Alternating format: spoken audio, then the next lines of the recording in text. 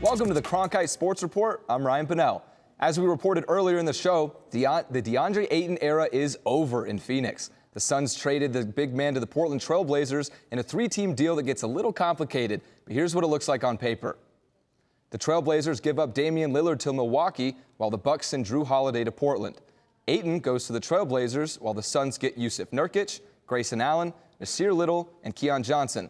The Suns also gave up rookie Toumani Camara to the Trail Blazers. It's hard to say how Frank Vogel will use the four new players. There are a lot of questions for Suns Media Day, which is this coming Monday. GCU men's basketball is favored to win the WAC conference again this year. Yes, they lost some key starters from last year's squad, but their backcourt is deep, and they are tournament tested, having won the WAC conference tourney last year and putting up a good fight against Gonzaga in the NCAA tournament. We'll see if Bryce Drew can get his team back to the big dance this year. The Havocs have one of the hardest non-conference schedules in the nation as they host national runner-up San Diego State early in the season. They'll have to rely on veterans like all-around go-to guy Gabe McLaughlin, who says this team is built to withstand tough challenges.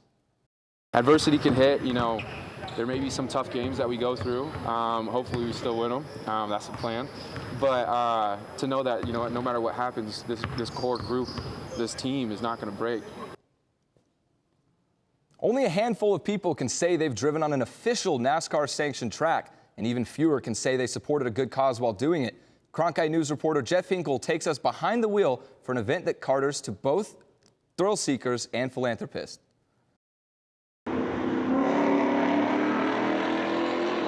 Phoenix Raceway's Track Laps for Charity is just one of the many events that helps benefit the Arizona Accelerators Charities, a local 501c3 charity sponsored by Phoenix Raceway that helps support the Phoenix community. For a donation of just $30, anybody could drive their own car out onto the track and log laps just like the NASCAR drivers do every Sunday.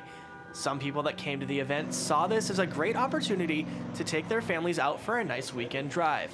My son, my niece, and my sister are all behind us. Brought out the family, and we are here to enjoy this and support their charity. We're season ticket holders at the track. We like getting out on the weekends in our little hot rod, and so we wanted to come out here and do some laps for charity and help raise a little bit of money for a great cause and have some fun while we're doing it. Track Laps for Charity event at Phoenix Raceway is a unique experience for you to drive your own car on the track at Phoenix Raceway, but it's an even better opportunity to donate some money to a very worthy cause in the Arizona Accelerators Charities. I might take my hand at it. Let's see how fast my little Elantra can go. The safety precautions to drive the track ensured that no one would get seriously injured, so the answer to that question was a brisk 45 miles per hour. Everyone that drove the track had to sign a waiver, and the #1 rule, do not hit the wall. This event was part of Phoenix Raceway's championship weekend kickoff, with all the higher speed track action happening November 3rd through the 5th at the track. In Phoenix, Jeff Hinkle, Cronkite News. One of the most anticipated events in golf tees off this week in Rome.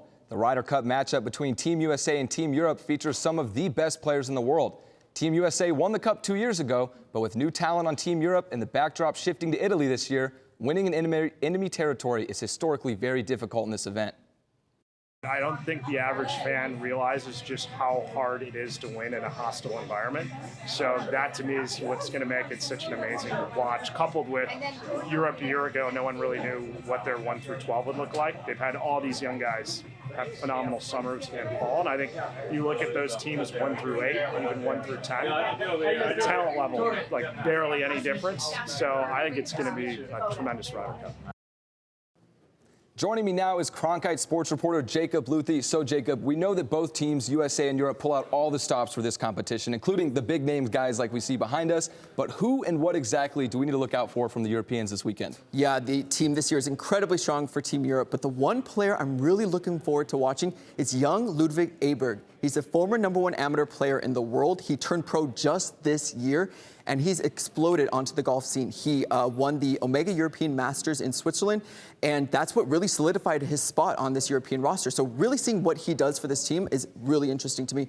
And also, the storyline I'm looking forward to is, can Team USA win on European soil? They haven't done it in 30 years, not since 1993. So it's going to be difficult. So I'm looking forward to seeing if USA could win in enemy territory. But with the roster they have this year, they might be able to do so. Yeah, I agree. This might be the roster to do it. A very stacked, talented roster. But there's one guy in particular I want to look at, and that's Justin Thomas. It was a controversial decision to include him in this 12-man roster, but this is a guy that's been there, done that. He's made 4 Ryder Cup appearances, secured 6.5 points out of 9 possible in his last 2 trips, but he has been on a tough stretch, missing the cut in 5 of his last 9 tournaments. So I'm curious to see how he'll perform on this big stage. And in terms of storylines, it's simply how Brooks Koepka, the lone live golfer on this team, will mesh ever since the PGA and live drama took place.